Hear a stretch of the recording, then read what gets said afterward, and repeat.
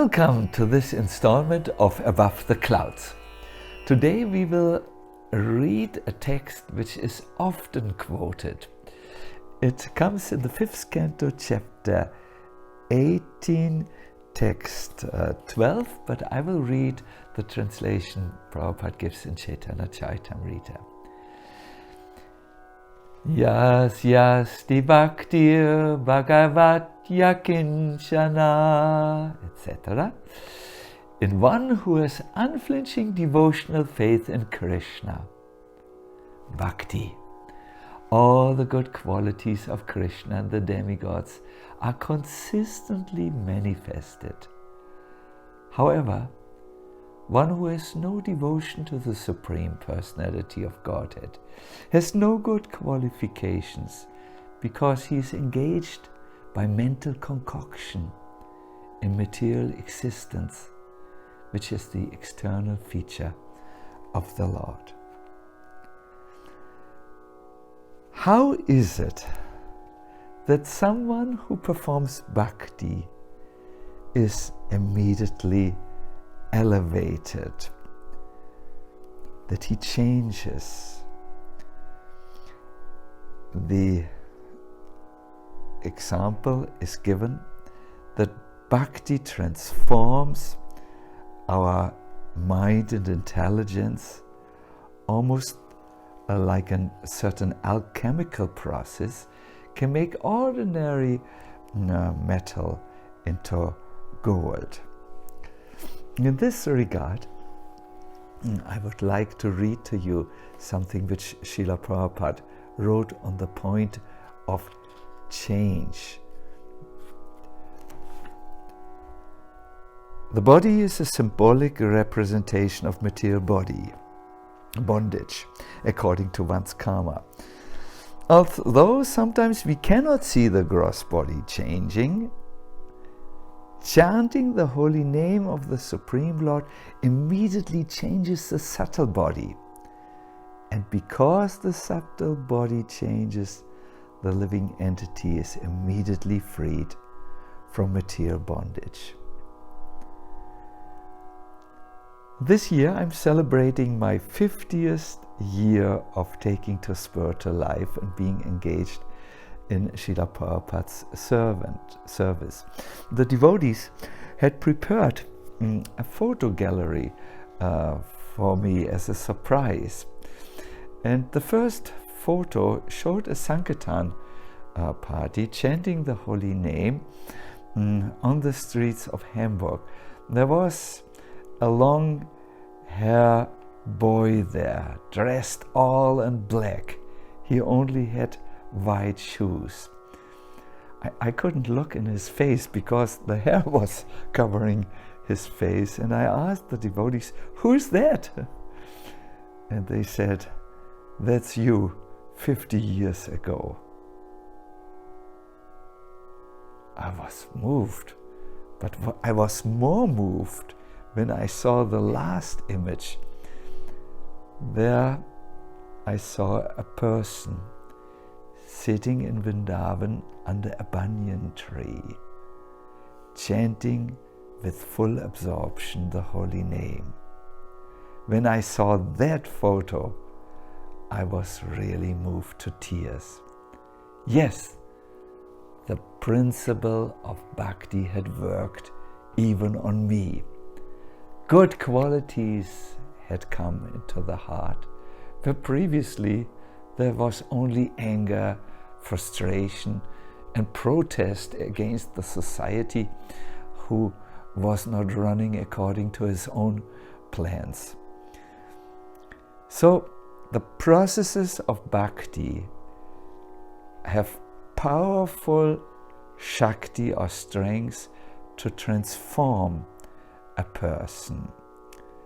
This is the first principle, how bhakti changes the course of the life. The second principle is that through bhakti, the most wonderful personality is worshipped.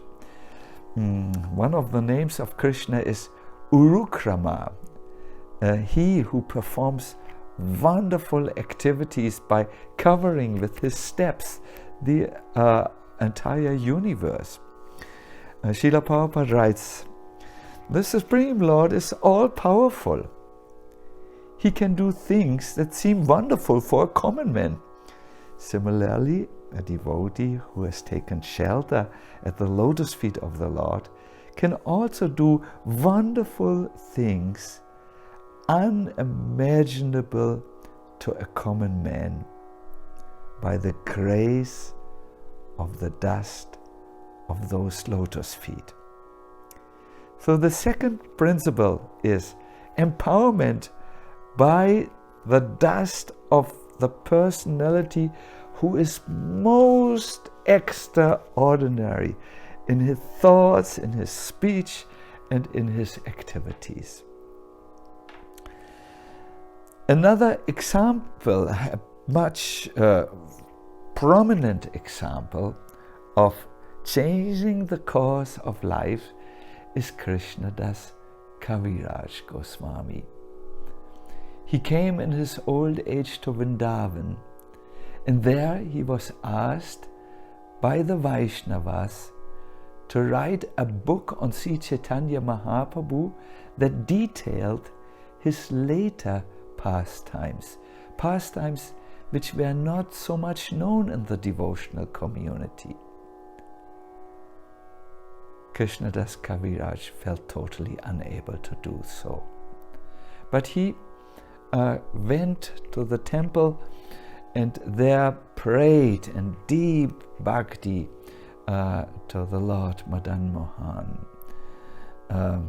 He visited the lectures of Raghunath Goswami, who spoke about what he had seen Chaitanya Mahaprabhu doing in his later pastimes. And he researched, he met many devotees, and then finally he sat down to write. By that time he was physically and mentally actually not able to write. In his own words he says, "I'm old and troubled by invalidity. I need to see, but I'm almost blind. I'm deaf. My hands tremble. My mind and intelligence can't focus. I'm so much troubled by 5 types of disease that I cannot even walk or properly sit. Furthermore, I'm always exhausted. I may die at any moment, in the day or night.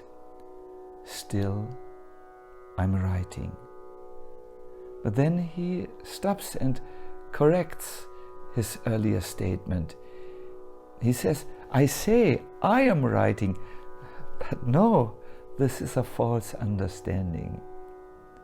For my body is like a wooden doll moved by another."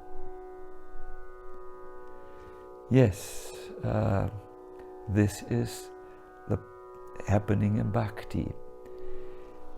Your subtle body begins to change through the processes of devotional service, and as a result, your physical abilities and activities begin to also change. You become a transformed person. Now, for all of us to experience these principles of bhakti, I recommend 4 powerful bhakti activities. The first is scriptural study or svadhyaya.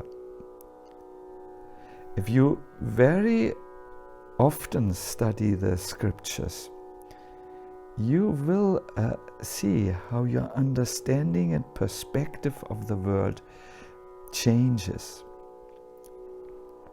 The second is sadhana, regularly practicing bhakti yoga. For instance, chanting or hearing or worshipping the Lord. The third principle, and we can't stress it enough, is sangha, or good association. In that association, you will see how even subtly you begin to change. Where you were not enthusiastic, you become enthusiastic.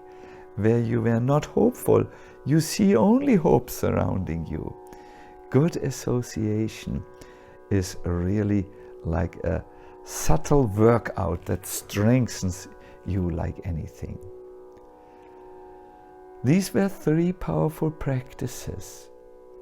They reached their culmination in seva, or doing devotional service, where you engage your mind and intelligence and also your senses in the active service of the Lord, who performs wonderful activities. That Lord doesn't know the word impossible, which is such a prevalent word in the human community. These 4 S, scriptural study, sadhana, sangha, and then seva, will amaze you, because they will bring the principles of bhakti into swift action. I wish you all the best. Try to apply them the coming week, and see you soon in Above the Clouds.